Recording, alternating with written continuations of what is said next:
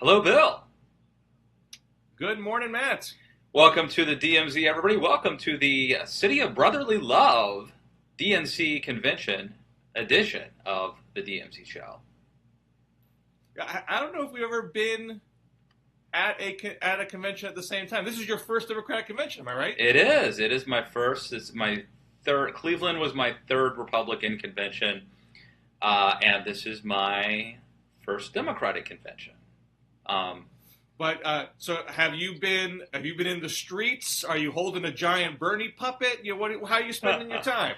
Well, I'm holed up in New Jersey right now, but no, I actually because it's my second week at the convention circuit. I basically I've been seeing some sights, man. I got a Pat's cheesesteak yesterday. And I ran up those rocky steps at the Philadelphia Art Museum, and I saw the house where the house used to be that Ben Franklin once lived in. So that's me, and I've done some CNN. Wait, you can't stand Democrats. You can't even bother to get close to the action. Well, I was afraid of them, Bill. So I thought that I would go to celebrate America's heroes like Rocky Balboa and Benjamin Franklin. They sort of pull yourself up by your bootstrings, everyman, underdog characters. So that's what I did. That's my way of celebrating this very historic moment. Now, were you in the? I was watching at a hotel bar when South Dakota, which I don't understand the rationale of South Dakota putting Hillary Clinton over the top. But were you in the hall when that moment happened? I've been in the hall, wire to wire, both nights. Very proud of myself. This is my fourth convention. So as you can see, I'm not in Philadelphia right now. I'm in a family member's house in New Jersey. Sorry we can't do this, inside the hall, which would have been fun, but hard to do logistically. I don't know if visuals really matter. Like for the DMZ show, like for Blogging Heads. I don't know if visuals, and the other thing too is if you were in the hall and I was in a hotel room, that contrast might not even look good anyway. So we're both going boring for this. But trust us, we are, depending on how you look at it, 5 miles or 100 minutes trip to the convention center. So. But I've learned after 4 conventions that if you actually want to see the convention, you gotta get there, in the middle of the afternoon. Whatever transportation hiccups might occur, get through all the checkpoints. If you stumble in at prime time, you're not going to get a good seat. Or you might not get any seat at all. So if you want to be able to, and people like me who don't get credentials to actually be on the floor, I'm not a delegate. I don't have a big media press credential. I get tickets that get you up in the rafters. That's sort of like a general admission deal. But if you get there at 3-4 o'clock, you'll get the best, as close as you can to dead center. There's a lot of cameras. You'll see the reporters who are really dead center. There's a little platform there. They can do their stand-ups with the stage behind them. So if you want to have the ability to position yourself around that, you got to get there early. So I successfully have. As a convention veteran, I can tell you the flavor from inside the hall from Monday night and Tuesday night. We are taping here Wednesday morning right now. Yeah. Well, I want to hear the flavor. Roll call. Yeah, no. Tell the roll call. Yeah, how did that go? Well, so keep in mind that Monday, it was this jarring beginning where, the literal first mention of Hillary's name in the invocation was lustily booed by some of the Bernie delegates, and it really felt like it was, the majority of the hall at that point. Because this was 4 o'clock, so not everybody was there. So you had a bunch of people on the Bernie side that made sure to show up and make themselves heard immediately, and that kind of discordant tone was going on for a good 2 hours. When we've heard that the Bernie campaign was leaning on their delegates to chill it out. Hillary people were told, you better get in there and start making some noise, make clear that they're not running the convention here. And by 8 o'clock, the mood really shifted. I think some of the Bernie folks toned it down. I think some packed it in. Yeah, my sense is there's a hardcore faction from the California delegation that you could see from where I was sitting that were making a lot of noise, even though they were small in number. But they're getting shouted down more effectively as the night went on. And then on. And the Monday night speeches, Michelle and Elizabeth and Bernie, they really, wowed the crowd. So Tuesday, you get there at 4 o'clock, and the roll call vote happens relatively soon from the beginning. There are a few speeches beforehand, and there's a bit of uncertainty in the air. Has this really calmed down or not? And there were two speeches from the beginning, Tom Harkin and Allison Lundergan Grimes, that were very effusive towards Hillary, and not a peep, no booze. But then as the roll call started, the Bernie chants were really loud. And my sense is there that they were told, that's okay. This is part of the roll call vote. Bernie insisted there be a roll call vote. And maybe it's cathartic, right? Let them get their... Right, I think it's a deliberate decision. This... everyone agrees, Clinton people, Bernie people, we got to go through this. Have everyone get their chance to register their voice. This is not being interpreted as an insult to anybody. And in fact, there were, actually that was the night before, they hit Hillary signs and Bernie signs. There's always official signs being handed out. And, Bernie signs were handed out. So it's sort of a tacit agreement, this is okay, everyone can speak for themselves. But then, and so the reason why South Dakota puts it over is that it was just straight up alphabetical. There was no thought putting into who decides to go over, because what was arranged in advance was that we would skip Vermont and go to Vermont at the very end. So after everyone got to cast their vote, no one got shortchanged, Bernie would then move to say, let's officially nominate Hillary by acclamation, not by literal vote count, and that would I have that point of unity. Was I confused, or did I thought I heard that they were going to let Vermont be the state that actually put her over the top? Did I just misunderstand I heard that too. I was confused at first that didn't happen. So I think just a misinterpretation how the drama was being scripted. Because when it came up and it was all of a sudden South Dakota, I'm like, what? That's just so random, why is it, it could be New York, it could be Arkansas, why? Anyway, good on you, South Dakota. The decision was to ensure no one could say I didn't get to cast my vote. Okay. So at that point, so inside the hall, it wasn't that clear, at least from where you're sitting up in the rafters where I was, that there was this Bernie walkout. At that point, it was kind of dinner time. So you could see there's some seats that are empty on the floor. But it wasn't the part of the program with the most riveting speeches. So it wouldn't be surprising that some delegates would take a break. And then I could see on Twitter that there was some stuff going on outside. But it was hard to tell from where I sit. The downside of being in the hall is that you have a singular view on what's going on. How sizable that Bernie protest was. The reporting I've seen since indicates that it wasn't that big. There's other protesting going outside that's not from the delegates. Yeah. You only had maybe a few dozen delegates that actually broke off. And there are even some delegates who left who aren't saying they're not voting for Hillary in November. There's even division amongst the protesters. And Jill Stein, the Green candidate, actually crashed the hall. I mean, she didn't get a seat, but I think she was in the... Yeah. No, I saw her on... she was on MSNBC from the hall.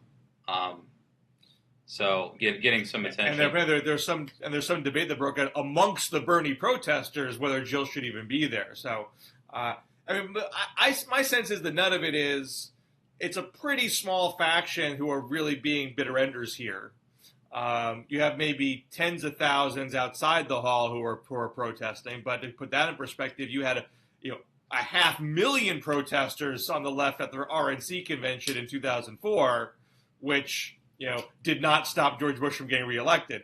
I mean, the big question is, how big does this, pro Jill Stein faction have to be to actually make a difference in the election? What'd you think of the Sarah Silverman moment the other night? When I was in the hall, it felt like she was doing well. She was being funny, and her and Franken were doing a nice job kind of, diffusing the tension. And then they were told to stretch. They said that on the stage. We have to stretch because Paul Simon wasn't ready to go on yet.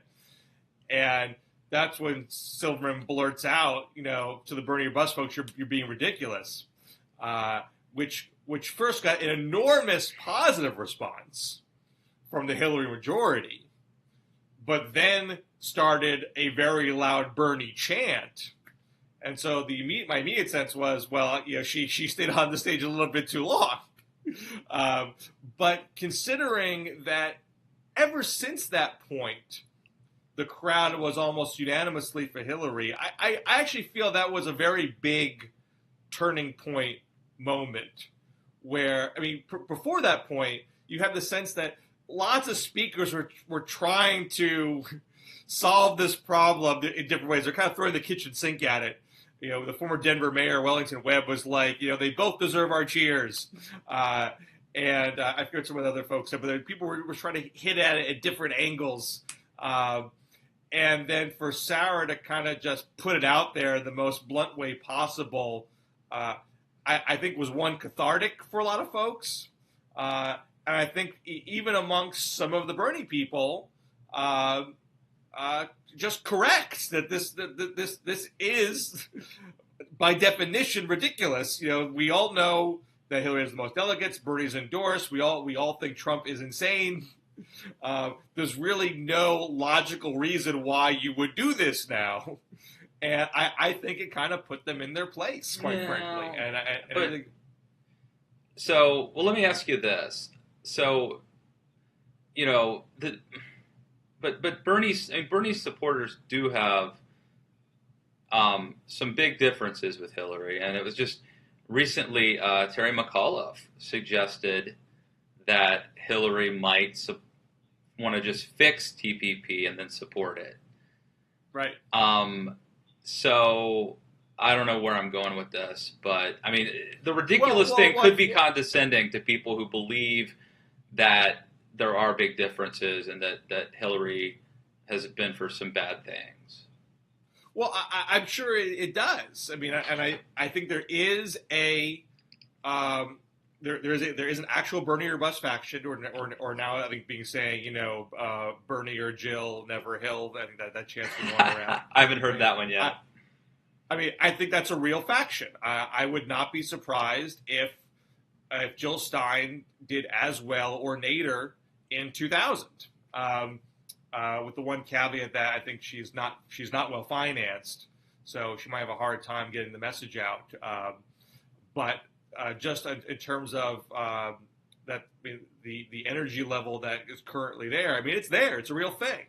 But I think by the time Sarah said that, you'd reached a point where those folks were never coming over.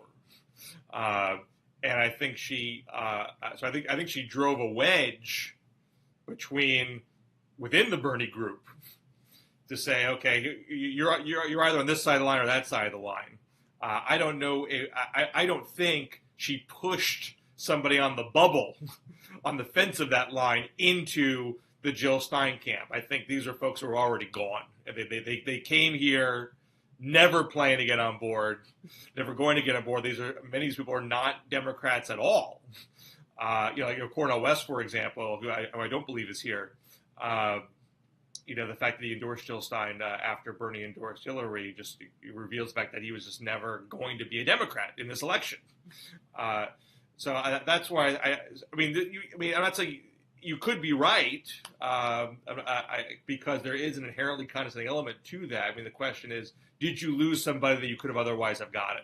I don't think Sarah made that. I don't think Sarah made a bad bet in that respect. It felt like Michelle Obama's speech was probably the real turning point, though, to me. She wasn't going to get booed. And...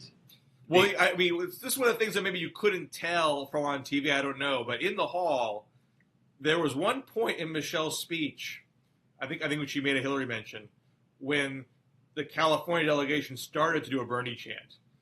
And it was kind of tentative. It was like, do we do this during Michelle? Is it going to be okay? Let's try. And instead of them being shouted down by the Hillary majority, they were shushed. It's the only time there was a shushing. Because it was like, this is Michelle. What are you doing? Shh. And immediately it stopped. I mean, my sense was that probably would not have gotten picked up by TV cameras because it was kind of quiet. Right. No one wanted to actually disrupt Michelle because it's Michelle. And that speech, I feel like that might have been one of the top 5 speeches I've ever heard in my life. I mean, that was a clinic. Yeah. So you were in the room where it happened. Yeah. Did it feel kind of magical or special at the? Are you realizing as the speech is happening that you may be in the presence of one of the great, modern convention speeches? I honestly did, and I was there for, Obama's acceptance speech, and quite frankly, I couldn't quote back to you a line from Obama's acceptance speech.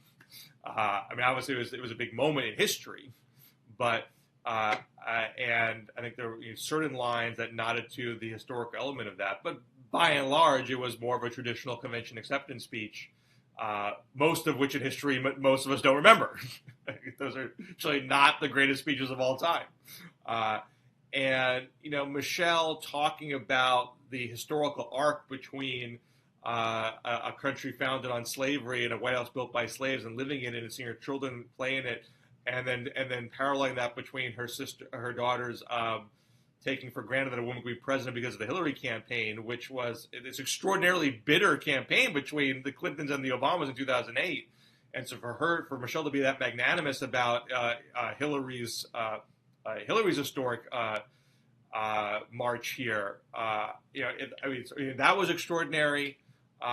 And perhaps less commented on, but I think also very politically important, was her touting Hillary as someone who never got angry, never got disillusioned, which was, a clear subtweet to the Burning Your Bus crowd, right?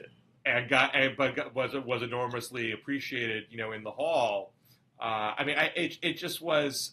It was artful on so many levels, and it's somebody who was not raised to be a political speaker, was probably never expecting to be a political speaker, and to just sort of nail it, time and time again, I thought was just fascinating.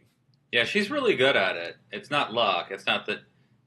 She's just consistently good at this. So, we could talk about Bill Clinton. There's a lot we could talk about, but some of it will be dated by the time this airs. And I know we're on a time crunch, but 2 questions I did want to ask you sure. One, just the Debbie Wasserman Schultz thing. We don't have to rehash, that, but I guess the question is basically like, was that a necessary sacrifice that needed to also be made to the Bernie folks, like, to make this happen? And what do you read into that and like the larger message? This happened before the initial gavel. If you're wondering whether that was necessary after the initial booing, immediately, I think it was quite clear that was really, really essential. And I think it's the kind of sacrifice which seems more substantial than it really is. Very symbolic. My sense is very symbolic. Yeah, it's totally symbolic. It's to me, it's not as if Debbie Wasserman Schultz really is more than a figurehead DNC chair. And she's a congresswoman. She's not literally spending her whole day in the DNC office.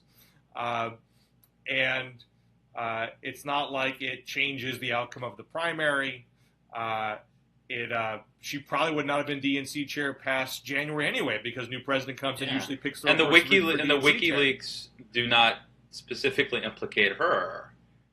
Right. I mean, you can this gets extrapolate that she was running the kind of DNC that had the thumb on the scale for Hillary, but she was not in the email specifically. Well, she did. She was found in the emails to have called Jeff Weaver a liar, I think, out of the Nevada convention fracas. Okay. But the whole, I think the whole WikiLeaks thing is a little subject in of itself. The Russian angle. I don't know if you saw the Franklin Foer piece in Slate, which said this is legitimately worse than Watergate. This is not like a talking about worse than Watergate. Yeah. This is a literal parallel to Watergate. Someone broke into the DNC, just like in Watergate. Right. And except this time it was a foreign government that did it, most likely. Right. Trying to impact a national election. It's totally chilling because. And now you had Julian Assange came out yesterday saying that he explicitly did this to screw Hillary, that he treats Hillary as a bigger danger to the world than Trump. I'm telling you, the strange bedfellows in this race it's so weird. And the people who are emerging as Trump supporters are so weird and so different than they're just so unfamiliar. It's not normally part of the conservative coalition that I'm used to. Right. I think there is this. There's an article in Daily Beast by a guy. I forget the guy's name. I want to say Ketchum, but I don't want to malign somebody inappropriately. That basically said, I'm on the anarchist left, and we should vote Trump because we should burn it all down. Yeah. We should burn the empire down and rebuild from the ashes. I don't think it's a particularly large faction, but that is the WikiLeaks Julian Assange faction. That's what that is. But I think everyone should keep in mind that whenever there is a hack and an email dump, you are literally getting a self-selected piece of the story. If there was something else in those DNC emails that was exculpatory, that showed that in practice they were being neutral, they didn't share that with you. Right. Whether it exists or not, you don't know. They purposely put. Everything they did show definitely showed animus to Bernie within people in the DNC, which is not terribly surprising because Bernie has never been a Democrat and was attacking the DNC through much of his campaign. So it's not surprising that people inside the DNC would take it personally. The worst thing in there was the guy saying, let's contact my Southern Baptist friends in Kentucky and West Virginia. Right. That's Pedro, right? That's Pedro. What's that? Was that a guy named Pedro? I don't think he had a. I think there was somebody named Pedro who was saying some of these things, but anyway, yeah, it was they were going to play the religion. Was it more the religion, the atheist card, really? Right. That's abhorrent regardless of the broader context. So I'm not trying to defend that. But number one, it was said before Kentucky, West Virginia when the race was over. So it's not like that tipped the race. And two, there's no evidence that he actually did it.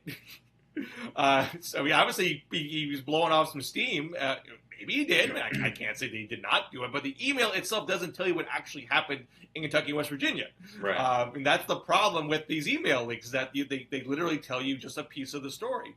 I think you have to, if you're being a responsible person, go into saying, someone is trying to play me. Someone is doing this to manipulate me and press my emotional buttons. Maybe I should take a breath before I allow them to do that. But we seem to be incapable of having that kind of detached response to these things. But I can only assume that this is not going to be the last hack. The technology clearly exists to do this. I thought it might be. Cybersecurity is not impenetrable. Any political consultant on the planet has to be terrified what might get stolen from them now. Any person, for that matter. Come on. Sure. What was I going to say? Well, I can't remember. So let me just shift to the next question. Sure. The next question was going to just be about you attending this convention. I mean, you live in Massachusetts. You don't work in D.C. So, like, are you bumping into progressive activists that you've known over the years? Is there a communal? Hate to use that term, Bill. Is there like I don't want to say networking either because it's not really the right vibe, but like, are you seeing? There's plenty of that out. Are you around seeing here. I think comrades from the old days? I am not seeing, like my blogger peeps from 2003. I'm not seeing a lot of them. Yeah. I'm not saying that they're not here. I mean, understand, I come here because I want to see the convention. I want to be in the hall the whole time. Other people come here because they want to party and they want to meet their old friends and they want to do all that stuff. And I don't. I want to have my literal seat in history. That's what I want to do. So I try very hard now to not bump into people. Really? I mean, there's certain people I have bumped into who are very happy to see. So I'm not trying to insult anybody I bumped into.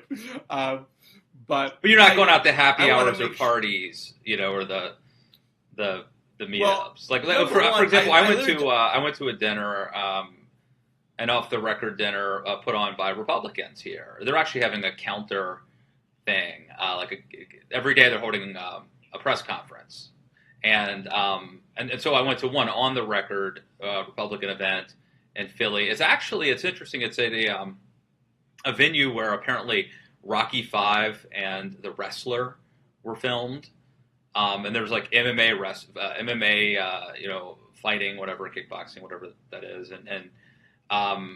anyway, Paul Manafort was there one night, and then I went to a dinner. Rick Santorum was there, so I mean that is part of it. But if you do that, you can't be at the convention. I mean, by definition, on the whole party thing. I mean, when I was here 4 years ago, there was a somewhat famous jazz musician who actually I've been a fan of since I was a kid. Out of nowhere, emailed me because he was a fan of my podcast to say, "Hey, I'm performing for a party at the convention. If you wanted me to get you in, I can get you in." And I was really kind of heartbroken because I would love to go on. Yeah. But it was during the convention. I want to be in the hall. Yeah. So I had tickets to see. I could have gone to see Blues Traveler or Better Than Ezra in Cleveland. Yeah. And I didn't go to either. And these are, I mean, you got to realize this is like, we're about the same age, Bill. So those were bands that were right in our wheelhouse, right. But I didn't go, I didn't go to either because I was getting up at, 5 o'clock to go. Right. What's the other thing? By and large, one, I don't get the party invites. Two, I don't seek out the party invites. And three, I got work to do. I mean, by the time I get out of the convention hall, it's past 11. You got to get on the subway back to where the car is. I got to drive back to Princeton, New Jersey. And if I was at an official hotel, I'd have to get in a shuttle bus. Those things take a long time too. And you got to sleep and get up in the morning. I mean, the hardest thing about the convention is finding a time to actually think and write. Oh yeah. And to do the party thing just, I think, makes that completely impossible for me. So I don't even try. Yeah. Wouldn't it be fun to go to one with no responsibilities at all? Just to go to a convention and just to be a political tourist? But you'd have to have credentials. That's the problem. It's only fun. I've been to certain parties like that in my day. But if you don't know anybody at these things, yeah, you're just standing around. Yeah. I mean, it might be fun to see famous people here and there, but you're literally just like, it's like being a socially awkward person at a party, which is what I normally am at regular parties. You're a star in our world, Bill Scher. Right. You're a political star. You're writing for Politico magazine and Real Clear. You're doing thank you. Great stuff. Are you recognized and hated by Bernie? I mean, I assume that if the Bernie bros know who you are, if they spot you, that may be a bad thing. I did run into one person who I had not met before, who I was introduced to by a work colleague, who did actually recognize my name. and first made a crack that they didn't like my stuff, but then said, man, and I think he was sort of half joking because he was coming from the Bernie side. But they said, "But you wrote the best thing all year about Al Franken. That was all I wanted." Well, that is true, and it was not. I mean, that was not. And he had a star turn on Monday. He did, and that wasn't a crazy. I mean, you made a pretty compelling argument. Let the record state, Bill, since you pointed out that I was wrong about Newt Gingrich being the Veep pick, that I nailed the Tim Kaine pick. Now, everyone pretty much got that one right, but I was saying Tim Kaine for a while, and so I'm just gonna make sure everyone knows. We'll give you 1 for 2. We'll say you batted 500 there. Yeah. So let me ask you one question before we go here. Yeah. So, now, as we know, you're not a Trump fan. You're dismayed at the direction the Republican Party has turned. So when you watch 4 nights of the Republican convention, and you've seen the Democratic convention, which had some discordant notes, but had Cory Booker and had Michelle Obama, had Warren, had Bernie, and had Bill. So far, it had the mothers of the movement, kind of a contrast to the people who had their loved ones killed by illegal immigrants and the mother of one of the Benghazi victims. You see these contrasts. Do you say to yourself, the Republican convention, as much as I don't like it, that really, that speaks to the heart of America. Trump's got his pulse on what's really happening out there, and the Democrats are in some sort of liberal la land. Right. Or are you saying to yourself, man, why can't Republicans have speakers like this? These guys capture. This is Reagan morning in America. These guys know how to talk about America in an optimistic, hopeful way. What happened to the Republican Party? Why can't we do this anymore? Nothing reassures me more of my conservatism than going to a Democratic convention or watching a Democratic convention. You're not being tugged over? Well, I'm basically homeless, I think, right now. I mean, neither of them really speak to me. I mean, there are parts of both conventions that do speak to me. But then there are big turnoffs that just are deal breakers. But I would say, look, okay, so some of the stuff Tim Kaine said, like it is when he was picked, the speaking in Spanish I like. Tim Kaine's got a lot, there's something about Tim Kaine that I like. And then Cory Booker's speech, especially was like, it's very optimistic. It was Reagan-esque. I mean, it's the Republicans used to be the party who believed, that there was always going to be a bright dawn ahead, and that America was great. And now it's the other way around. So Democrats are probably just sort of using this rhetoric for political purposes. But whatever. I mean, there are things that I hear at both conventions that I like, and things that I've heard at both that I don't like. Yeah, I guess I'm sort of. I don't want to say that I'm a moderate or in the middle. I just think that I'm homeless now. Do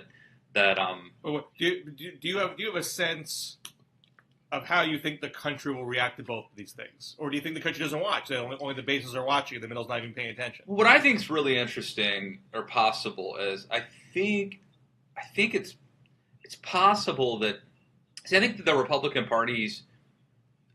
I wrote a piece today at the Daily Caller. I think that one of the reasons Trump won is because he's not a social conservative. So, if you look at the other people who tried to run as populists in the Republican Party, Mike Huckabee was a Southern Baptist, preacher. Pat Buchanan was a devout Catholic. Rick Santorum was a devout Catholic, and part of their culture war message was always had a Christian message to it. And I think that was a turnoff to a lot of people. And I think it also set them up to be cast negatively by the mainstream media.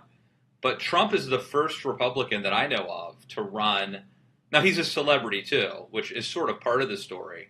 But he's also the first Republican I know of to run basically a populist economic message completely divorced from any sort of moral or religious message, and it leaves a huge vacuum. And I think, in a sense, the Democrats are playing the bleeding heart, compassionate.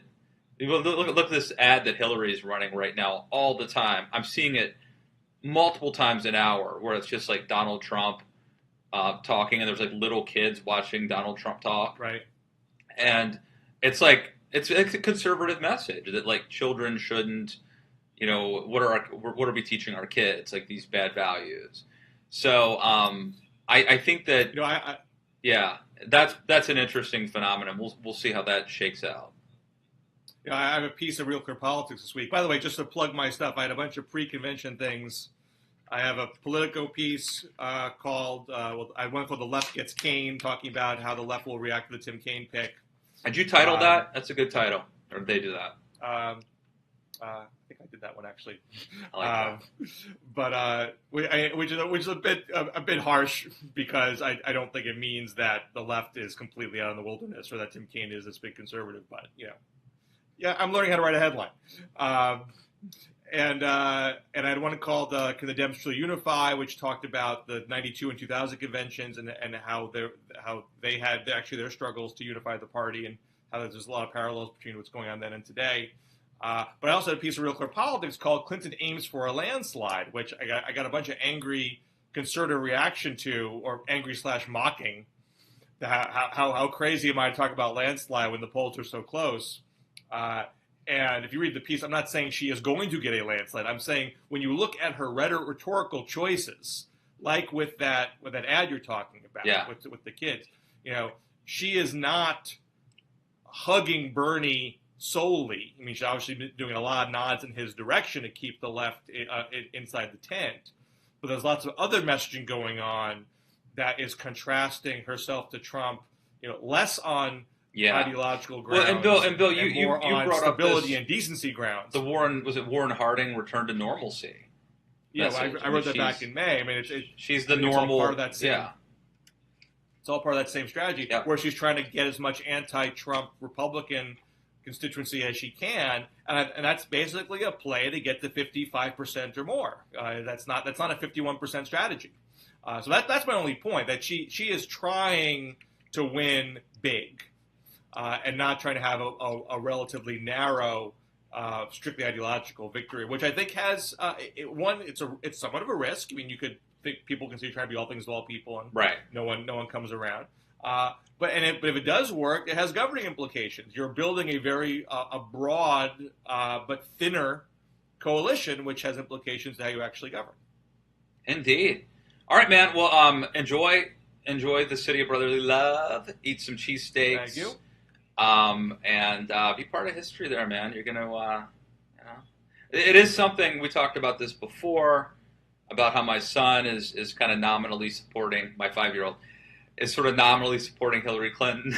And I'm sure your girls are excited about... they are very excited. It's history. Whether you like Hillary or not, it's history, and so enjoy, and we'll see you all back here next week in the DMZ. All right. Take care. Yeah.